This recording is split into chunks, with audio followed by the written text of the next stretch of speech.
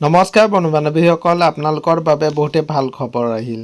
পুনৰ আপোনালোকৰ নতুন চাকৰি মুকলি কৰা হৈছে, য'ত প্ৰায় আপোনালোকৰ 300+ পদ আপোনালোকৰ মুকলি কৰা হৈছে।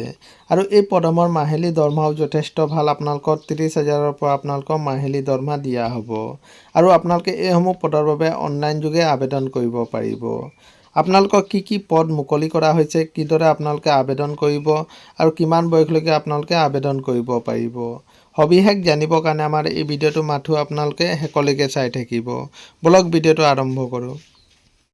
আপোনালোকে চাব পাৰে ইণ্ডিয়ান এয়াৰফ'ৰ্চৰ ফালৰ পৰা এইসমূহ ভেকেঞ্চি আপোনালোকৰ মুকলি কৰা হৈছে। ইয়াত টোটেল ভেকেঞ্চি আছে আপোনালোকৰ 284টা টোটেল ভেকেঞ্চি মুকলি কৰা হৈছে। আৰু ইয়াত কি পদ মুকলি কৰা হৈছে বলক চাই লওঁ।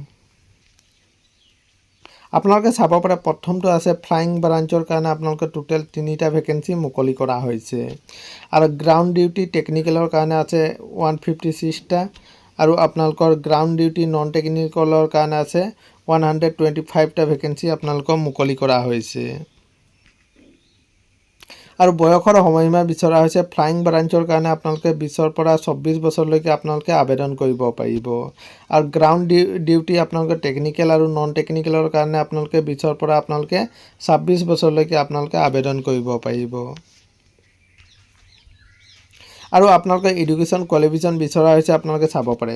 আপোনালোকে 12 পাছ কৰা হ'ব লাগিব, লগতে আপোনালোকে ছায়েন্স ষ্ট্ৰীমৰ পৰা আপোনালোকে 12 পাছ কৰা হ'ব লাগিব, লগতে আপোনালোকৰ 50% মাৰ্ক থাকিলে আপোনালোকে আবেদন কৰিব পাৰিব।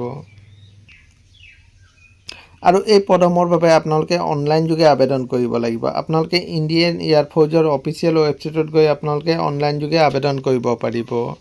আৰু আপোনালোকৰ অনলাইন এপ্লাই আৰম্ভ হৈছে আপোনালোকে চাব পাৰে। 2 জুনৰ পৰা আপোনালোকৰ অনলাইন এপ্লাই আৰম্ভ হৈ গৈছে।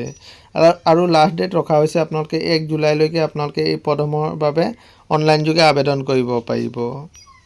এইটো আছিলে বন্ধু বান্ধৱীসকল এটা সৰু সুৰা ইনফৰমেশ্যন। সদায় এইদৰে জব নটিফিকেশ্যন পাই থাকিবৰ কাৰণে চেনেলটো ছাবস্ক্ৰাইব কৰি দিব। ধন্যবাদ।